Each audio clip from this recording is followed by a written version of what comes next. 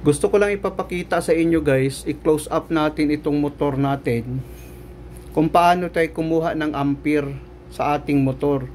Gaya ng sinabi ko sa aking live, ito siya guys, dahil gumamit tayo ng capacitor na 45 microfarads para sa ating 3-phase motor. So ang ampere nito guys, hindi talaga magkapareho. Kung makikita natin dito guys, no, ilapit lang natin, 1.5 HP siya, 1.1 kilowatt, no? Tapos dual voltage siya, no? 230 volts, tapos 380 volts. Bali itong cover ng motor natin, yan kasi guys naka-delta connection siya. Kung makikita natin dito sa cover ng motor, itong delta guys ang 220 volts, itong Y naman ang 380 volts kung makikita natin, no? So yan ang pinagbasihan natin dito na naka-delta connection siya. Kung makikita natin naka-delta connection siya, no? Pag ganun kasi ang delta, naglagay tayo ng jumper. Kung makikita natin, no? Dahil gumamit tayo ng microfarads. Running capacitor 45 microfarads.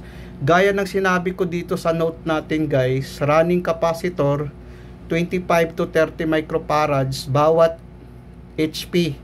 Ang 1 HP, pwede tayo maglagay ng 25 or 30 microfarads sa ating 3-phase motor. So, bali ang motor natin ay 3-phase motor natin. Tapos, ang supply natin guys, hindi ito line to line, kundi line to neutral. Dahil dito kasi sa bahay, ang supply, line to neutral ang supply nito. Bali, ito ang line, ito naman ang neutral. Yan kasi ang supply dyan sa bahay natin. Hindi siya line to line ha, kundi line to neutral. So ngayon, itry natin ngayon na ating patakbuhin ang motor. Tapos kunan natin ng amperahe, kung ilan ang ampere niya, para naman makita din ng mga baguhan kung paano natin gagawin. Kunan natin ng ampere ngayon. So, gaya ng sinasabi ko guys, dahil gumamit tayo ng capacitor, bali ang ampere nito hindi talaga magkapareho. Para naman, mayroon ding idea ang mga baguhan. Ito kasi yung binlog ko nung nakaraan. Yan kasi kung makikita natin, no. Yan yung binlog ko nung nakaraan na mayroon siyang push button na indicator lamp dito. Ngayon i-try natin guys na ating paandarin ang ating motor. Tapos tingnan natin, kunan natin ng ampere itong tatlong wire na ito. Para naman makita din ng mga baguhan. Ngayon guys, i-on natin ang circuit breaker. Paandarin natin ngayon ang motor natin. I-on natin tong push button natin, no? On natin. Ayan, gumana yung motor natin guys, no? Kung makikita natin. Tapos ngayon, kunan natin ng ampere. Ilagay natin sa ampere, no? Ayan, ampere kasi yan. So, kunan natin ng ampere ngayon kung ilang ampere ba. Una natin kunan ang blue wire. Kung makikita natin guys, 3.5 siya, no? Ang ampere niya. 3.5. Sa blue naman, sa blue wire naman, 1.5 ang ampere niya. Sa black naman guys, 4.7 ang ampere niya. 4.7. So ang ampere rating dito guys sa ating delta, kung makikita natin, hanggang 4.9. 4.9, no? Tapos dito naman 2.9 ampere naman dito. So kung makikita natin, no, ngayon i-try natin kunan. Ang black natin 4.7, okay pa ito guys, dahil nakasunod naman sa nameplate ng motor.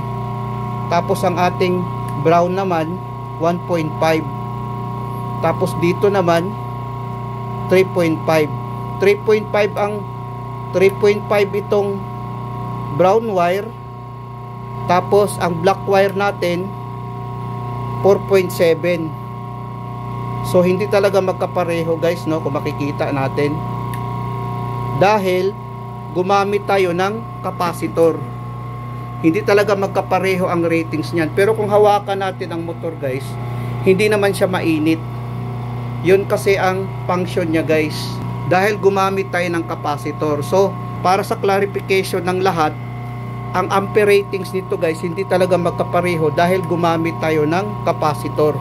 Pero pwedeng gamitin ito guys na lagyan ng load. 4.6 dito. Tapos ang blue wire naman 1.5. Tapos ang brown wire naman 3.5. Ngayon ang tanong diyan, hindi kaya masunog ang motor natin? Hindi naman masunog ang motor natin guys, dahil ito subok na ito. Marami nang gumagamit ng ganitong setup na gumamit ng capacitor. Sana guys nakapagbigay ito ng kunting kaalaman sa mga baguhan. Maraming salamat sa inyo guys, hanggang sa muli. Patayin natin.